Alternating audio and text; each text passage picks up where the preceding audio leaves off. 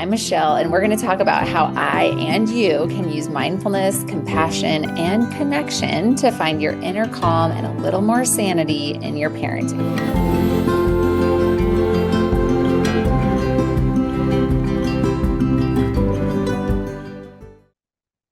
Welcome. Today, we're going to be talking about responding versus reacting and why sometimes pausing as a parent feels impossible. Before I get into today's show, I wanted to tell you about something new I created. It's called the Morning Reset from Chaos to Connection. And I'm going to provide 4 practical steps to implement in less than a few hours to calm the morning chaos and create a connected routine with your kiddos. It's going to be live December 4th, followed by a Q&A about a week later. And if you cannot make the live call, you can get the recording. So check it out in the links. So, I'm Michelle, and I help parents who want to parent peacefully to foster strong relationships with their children and at times find it very hard. When my kids were small, I found myself so overwhelmed and burnt out. Not only did I struggle with responding peacefully or playfully, but I got caught in an awful yelling pattern, followed by overwhelming shame because yelling was the last thing that I wanted to do. Now let's talk about how I and you can use the science of mindfulness and self-compassion to find your inner calm and a little more sanity in your parenting. So, responding versus reacting, and why sometimes pausing can feel impossible. So, when I was getting the kids to bed when they were in preschool and early grade school, it kind of felt like torture many nights. I often wondered why parents weren't standing in the streets screaming up at the sky because they just couldn't take it anymore. I know that I wasn't alone, but the reality is we're all usually facing this struggle by ourselves, maybe with one other partner in our houses each night, and often thinking that we're the only ones that are going through this awful experience. And I knew that it's difficult for kids in general, including mine, to separate from their parents at night. I knew that it was normal to have big fears about when they were alone, especially being alone in their bed at night in a dark room. And I remember as a child feeling terrified at night. My mind would come up with all kinds of scary scenarios, and it was scary to sleep in a room by myself at night. And there was a lot of fears. And I remember sleeping on the floor next to my parents' bed for years when I was little because I was terrified to sleep alone. So I had lots of empathy, right? But I also wanted my kids to just go to sleep, right? I wanted them to go to sleep with connection and feeling loved and safe, but I just wanted them to also go to sleep. And the struggle would always begin with wherever we started with the bedtime routine, whether it was teeth brushing or let's go upstairs and get our pajamas on or whatever it was. And then there would be a power struggle. And I often knew that I needed to shut my mouth and walk away because the way that I was getting reactive and like hooked in the situation, and I wanted to like get them to do what I wanted them to do right now, I knew it was making it worse, but I couldn't stop. I couldn't stop. I didn't stop. And this is a really normal experience.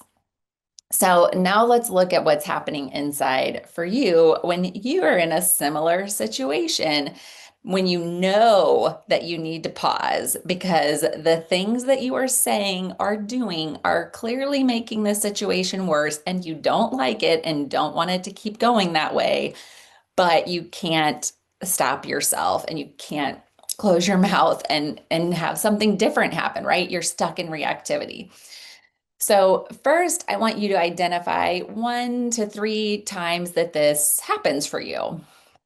I mean, the reality is, it's just kind of like there's patterns, right? So you can like, yep, every morning when XYZ happens, I try to tell my kid to do this, they do, I get pulled in. And then, so whether it's morning, something in the morning routine, something at bedtime, something, maybe it's chores, maybe it's homework. What are your, what are times when you notice this happens that you get hooked, you get pulled in, you need to pause, but you really, really struggle? Then I want you to choose one of those scenes and like let it play out in your mind like a movie. Just maybe the last time it happened, how did it go? When did it start? Maybe you felt okay, maybe your kiddo felt okay. And then what happened? Maybe you asked them to do something. Was it how they respond? When did you get hooked? And just let it play out in your mind like a movie. And try to watch this movie in your imagination like a curious, unbiased observer. You're just noticing, maybe like a reporter, you're just noticing what happened for you, what was happening for your kiddo. You're just noticing. So, first, thinking about yourself. What thoughts came up in those moments? What feelings started to come to the surface? Usually, the feelings on the surface are anger, frustration, like the rigidity that just like, ugh. And often there are other feelings inside. What do you think is happening for your kiddo in that moment? What do you see on the surface for them? Maybe they also are getting frustrated and rigid and reactive. And what do you think might be happening for them inside in those moments that you cannot see? Such as like it's upsetting for them to have their parent upset with them. It's maybe they feel like they've done something wrong. Maybe they feel guilty. Maybe they feel scared, but they don't want to let you see that, or they're not, it's not even conscious. They just don't let you see that. So what are things that might be happening inside for them in one of those situations? Now, the tricky part and the important part, what makes it difficult to pause? So I hear from parents, I've tried tips before, they don't stick. We're going to create a structure that you can actually practice and repeat, just like the negative pattern that keeps repeating that you don't want to keep repeating. We're going to create a structure pattern that you can repeat that will be helpful. And we'll practice one simple tool to pause and the blocks that come up. And that's one of the things that we cover more extensively in the free webinar in January. So definitely check that out. So, what I heard parents say in the course, the Yelling to Connecting course, is I shouldn't need to pause. So, these are the things that parents have said that are their sort of like what happens and that they think to themselves that prevents them from pausing in the moment. So I shouldn't need to pause. Why can't I handle this? I need to just get it together and power through this situation. I don't have time to pause. They don't deserve for me to pause. If I pause, they're going to get away with. So there's valid reasons, right? That we as parents, even if we know we're saying and doing things that are not helping or making the situation worse, there's valid reasons that we struggle to pause. And there's thoughts that are contributing to making it more difficult to pause. So what about you? Why else? What thoughts pop into your mind when you think about that scene playing out and you think about, a little whisper in your ear that says, okay, this is the time when you're starting to tip over into stuff you don't like. What would it be like to pause? And then this protest comes up like, I'm not going to pause or I can't pause. What's the protest? What thoughts come to your mind? Another thing parents said is they don't catch it. They don't even have that thought of I should pause. It's not until after the situation, after the negative pattern is played out that they're like, oh, it happened again. I wish I, had responded differently. I wish I had done something differently. So that's also a a block to pausing is not even being aware until after the situation that you're hooked and pulled in and not responding and not reacting or responding the way you want to the situation. So, the thing that's happening that's really important to understand is that if you're getting stuck in reactivity and if you're saying and doing things that you later regret or that you don't even want to say in the moment, that means that your stress response is being triggered. You'll know this because you're not able to pause. You're not able to stop what's coming out of your mouth or stop the way you're reacting.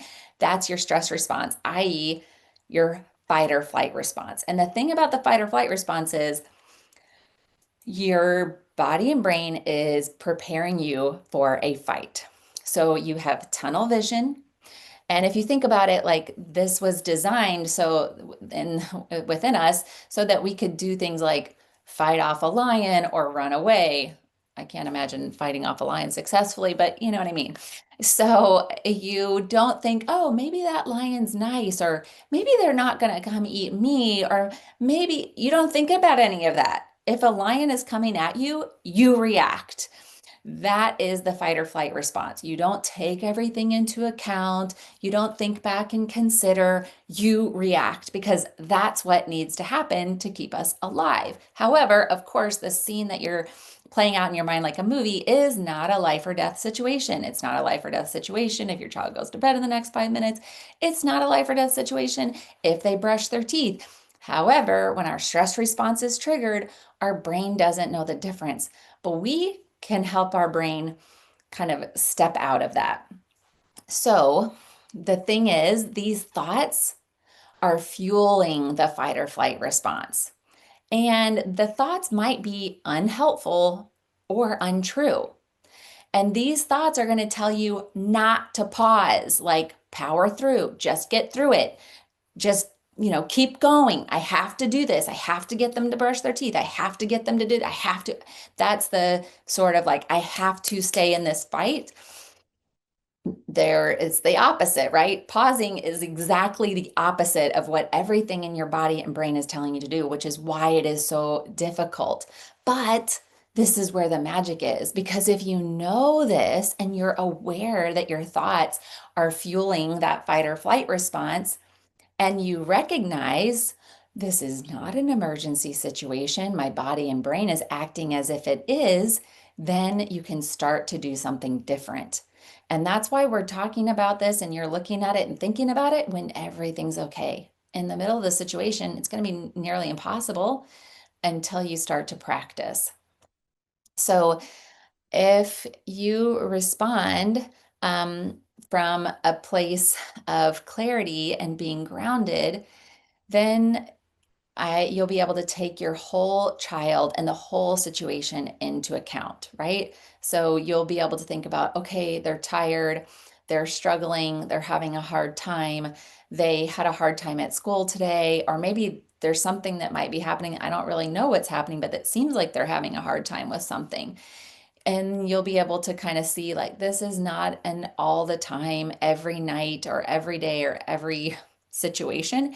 It's a in the moment situation. So another way of talking about it is that I really like, Daniel Siegel says, I have flipped my lid.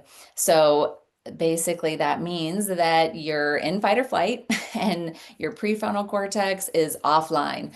And that's the part of you that can take everything into account, that can think about the whole situation, that can think about your whole child, that can remember all the reasons that this could be happening, that is aware that this is not an emergency, right?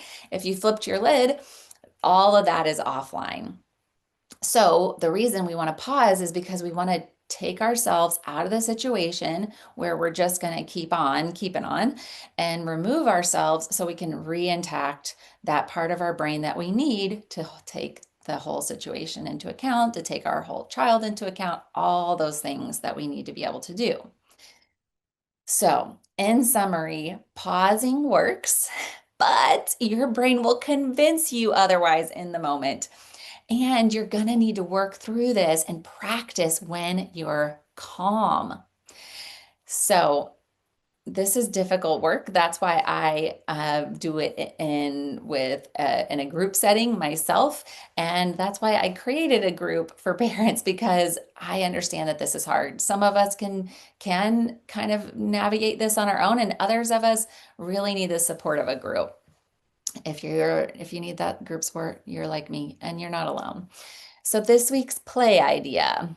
If your kiddo is quiet. Maybe you kind of feel like something might be wrong, but you don't know what. Or maybe they're just a more quiet kiddo and they don't offer like what's happening in their life.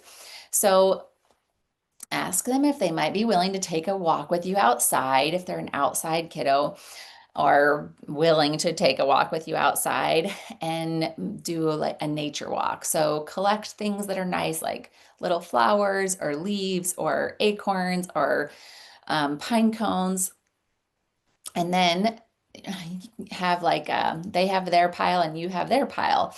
And when you want to ask them something about their day, you give them a pine cone and they tell you something about their day. Maybe about you ask them a question about their friends, their teachers, their favorite hobby, whatever it is, anything that you want to ask about. And they can give you something to ask you about your day. And you might think, oh, my kid's too old for that. And of course, every kid is different. So you know your kid and use this as a jumping off point. Like, let this be like, oh, I don't really like that, but my kid might like this. Also, a mom recently shared with me that they tried this with their 10-year-old daughter and it was really helpful. And the kiddo actually, shared stuff about what was going on and at school. And the mom was really relieved because it's hard to, learn from the kiddo what's happening. So give it a try, see how it goes. And before you go, I have a free gift for you, the guided audio pause and regroup if you haven't already tried it. It is designed for those moments when you need to pause, just like we were talking about.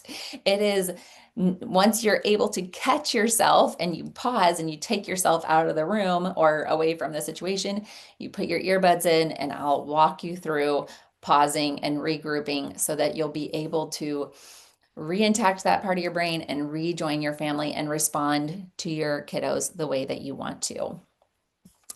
A reminder, this content is intended for educational purposes only and should not be a replacement for private psychotherapy services. Compassionate Heart Mindful Life does not provide psychotherapy services in any capacity. I am a therapist, but I'm not your therapist, and this is not therapy and should not be a substitute for mental health treatment. If you need mental health treatment, please find a qualified professional in your area.